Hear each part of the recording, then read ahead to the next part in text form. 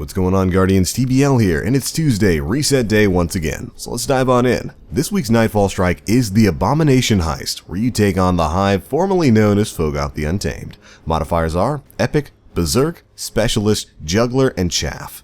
Ooh, bring your Bubble Titans for that one. Heroic modifiers are Heroic, Arcburn, Chaff, and Catapult, so that one's going to be a little bit better.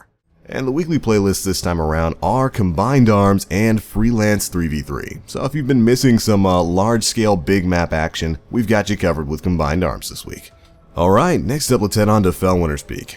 And this week it's Shiro 4. His bounties are Anti-Splicer, which asks you to complete 10 patrol missions in the Plaguelands, Stay Down, where you need to just defeat fallen enemies, and finally Archon's Forge Shanks and Archon's Forge Vandals.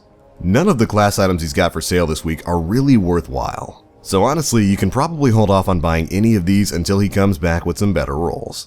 Alright, that's it for Shiro. Let's go check out what Tyra Karn's got. This week at the Cryptarch, the artifacts that she's got for sale are the Memory of Felwinter. Of course, coming with its high discipline strength roll, no intellect this time around. This is actually very similar to a roll she's already sold in the past. The Memory of Timur with a pure strength roll, and finally the Memory of Perun with a discipline roll. Now, to be honest, neither the Memories of Perun or Timur have great stat rolls on them. You could do a lot better. And again, she's sold this variant of the Memory of Felwinter before, so chances are you've probably already gotten it.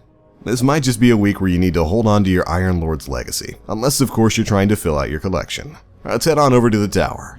And this week at Lord Shaxx, your Crucible bounty is Taking Control, where you need to get 7 match completions in the Control playlist, 30 advantage kills, 15 captures, and the Beeline trophy, which asks that you get the B point as soon as the game starts. Should be fun in Combined Arms. For the material exchange, this week at Eris Morn, she's actually taking in Wormspore donation, if you've still got a lot of that. For Dead Orbit, this week they're taking in Helium Filaments. Lakshmi and the Future War Cult are taking in Spin Metal donations this week. And finally, the New Monarchy is accepting Spirit Bloom donations this week. That means we've got a full spread. If you've got a stockpile of materials, this is a good week to get rid of them.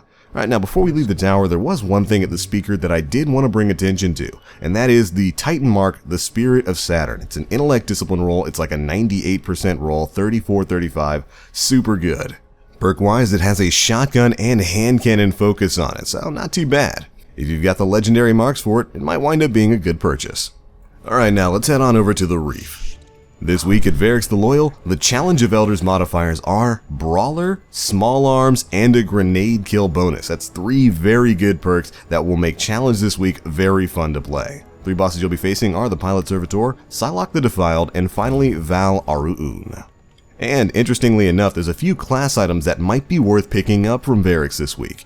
The Kel's Bond for Warlocks, the King's Mark for Titans, and the Devil's Disguise and Kel's Cloak for Hunters all have 98% rolls this week. And they're some of the coolest looking class items in the game. If you've got some spare class item engrams sitting around, these might not be a bad way to spend those. Although we do have to say the majority of these class items are intellect strength, with the exception of the Devil's Disguise for Hunters, which is discipline strength. Alright then, moving on to the bounties this week, first up is Light Show, which asks that you and a fire team create Orbs of Light in level 41 or Challenge of Elders. Then we've got Close Still Counts, where you use grenades to kill enemies in level 41 or Challenge of Elders. And finally, Firefighter, where you use solar abilities to kill enemies in level 41 and Challenge of Elders. And that's pretty much it for Variks this week, but we've got one more stop here in the Reef, and that is at your girl Petra Venj. Now of course with the Queen's Wrath faction, you can of course donate Etheric Light for rep. And for her bounties this week, this time around she's got her sights set on Ixori Lost to Oryx, whom you'll find in the Skywatch and the Cosmodrome. You might want to bring a buddy, as this one can be tough. Next up we've got Take Them Out, which asks that you kill 12 consumed or named Fallen, Hive, Cabal, or Vex on Venus, and finally Take Them All, where you simply have to kill 100 Taken. Easy peasy. And that, Guardians, is pretty much it for your weekly reset guide. As always, there are a ton of things to do in the world of Destiny, so get busy. We do of course have the PlayStation Experience Expo going live this Saturday, this weekend, December 3rd.